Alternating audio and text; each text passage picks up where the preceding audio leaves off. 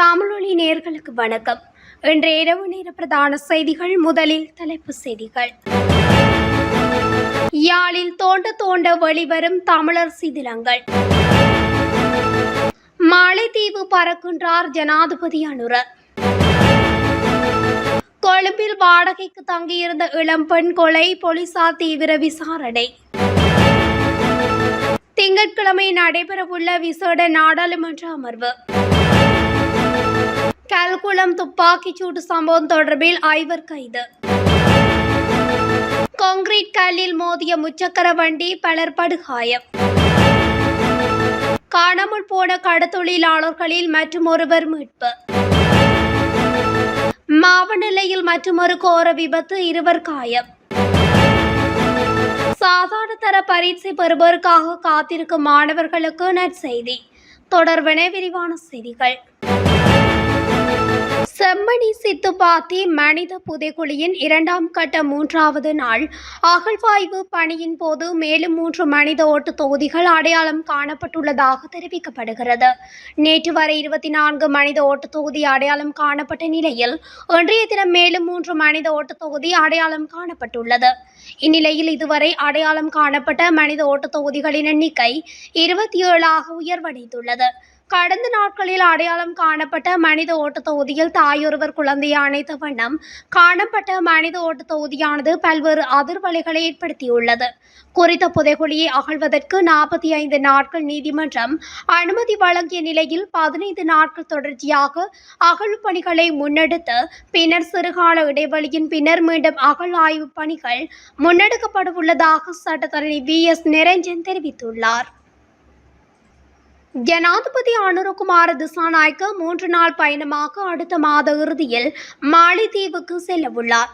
இருதரப்பு வர்த்தகம் மற்றும் உறவுகளை வலுப்படுத்தும் நோக்கில் அவர் இந்த பயணத்தை மேற்கொள்ளவுள்ளதாக தெரிய வருகிறது.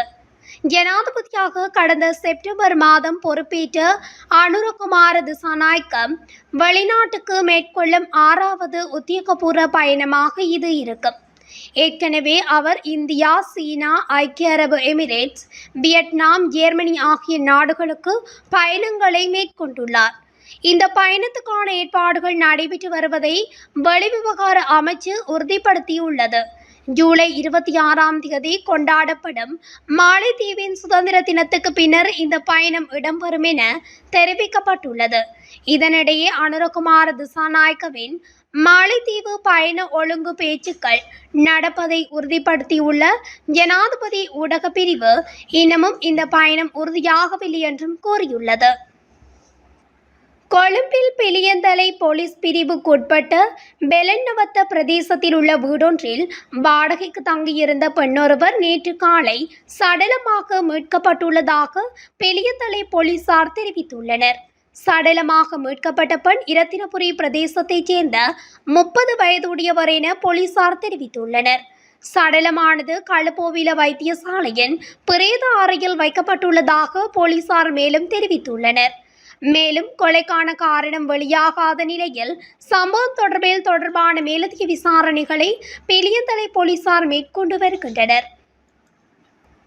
எதிர்வரும் திங்கட்கிழமை விசேட நாடாளுமன்ற அமர்வு ஒன்று நடைபெறவுள்ளதாக தகவல்கள் வெளியாகியுள்ளன. பிரதமர் ஹரணி அமரசூரிய குறித்த நாடாளுமன்ற அமர்விற்கான அழைப்பை விடுத்துள்ளார். எனினும் அன்றைய தினம் நடைபெறவுள்ள நாடாளுமன்ற செயற்பாடுகள் குறித்த நிகழ்ச்சி நிரல் எதுவும் இதுவரை வெளியாகவில்லை. அதே நேரம் குறித்த விசேட நாடாளுமன்ற அமர்வில் ஜனாதிபதி அனுரகுமார திசாநாயக்க விசேட உரையொன்றை நிகழ்த்த உள்ளதாகவும் தகவல்கள் வெளியாகி உள்ளமை குறிப்பிடத்தக்கது. அனுராதபுரம் கல்குளம் அருகே நேற்று முன்தினம் மேற்கொள்ளப்பட்ட துப்பாக்கிச்சூட்டு சம்பவம் தொடர்பில் 5 கைது செய்யப்பட்டுள்ளனர். நேற்று முன்தினம் மேற்கொள்ளப்பட்ட குறித்த துப்பாக்கி பிரயோகம் காரணமாக மிகிந்தலை சியம்பலகா வஸ்வெவ பிரதேசத்தைச் சேர்ந்த 28 வயதுடைய வாலிபர் ஒருவர் காயமடைந்திருந்தார். இதனை அடுத்து போலீசார் மேற்கொண்ட விசாரணைகளின் அடிப்படையில் சம்பவத்துடன் தொடர்புடைய சந்தேகத்தின் பேரில் 5 பேர் கைது செய்யப்பட்டுள்ளனர். மேலும் கைது செய்யப்பட்ட சந்தேக நபர்களிடம் மேலதிக விசாரணைகள் மேற்கொள்ளப்பட்டு வருவதாக போலீசார் மேலும் தெரிவித்துள்ளனர். அனுராதபுரம் கம்பரி கஸ்விப பகுதியில் இடம்பெற்ற விபத்தில் பலர் காயமடைந்துள்ளதாக போலீசார் தெரிவித்துள்ளனர். இந்த விபத்து நேற்று இடம்பெற்றுள்ளதாக போலீசார் மேலும் தெரிவித்துள்ளனர். சாரதியின் கட்டுப்பாட்டை இழந்த முச்சக்கர வண்டியொன்று வீதியை விட்டு விலகி அருகில் இருந்த கான்கிரீட் கல்லில் மோதி குடை சாய்ந்ததில் இந்த விபத்து இடம்பெற்றுள்ளதாக போலீசார் தெரிவித்தனர். விபத்தின் போது முச்சக்கர வண்டியில் பயணித்த பலர் காயமடைந்துள்ளதாக போலீசார் மேலும் தெரிவித்தனர். இது தொடர்பான மேலதிக விசாரணைகளை போலீசார் மேற்கொண்டு வருகின்றனர். தேவேந்திரமுனை கடற்கரை பகுதியில் படகு விபத்துக்குள்ளானதில் காணாமல் போயிருந்த கடற்தொழிலாளர்களில் மற்றொருவர் கண்டுபிடிக்கப்பட்டுள்ளதாக கடற்படை தெரிவித்துள்ளது. தேவேந்திரமுனை கடற்கரையில் காணாமல் போன 3 கடற்தொழிலாளர்கள் ஏற்கனவே சடலங்களாக கண்டுபிடிக்கப்பட்டுள்ளனர். காலி மற்றும் களத்துறை கடற்கரையில் படகுக்கு கவிழ்ந்து விபத்துக்குள்ளானதில் 5 கடற்தொழிலாளர்கள் காணாமல் போயிருந்தனர். இந்நிலையில் தற்போது கடற்தொழிலாளர் ஒருவர் கண்டுபிடிக்கப்பட்டுள்ளார். அத்துடன் யாழ்ப்பாணம் வடமராட்சி கிழக்கு மணற்காடு பகுதியில் கட்டுமரத்தில் கடற்தொழிலுக்கு சென்றவர் சடலமாக மீட்கப்பட்டுள்ளார்.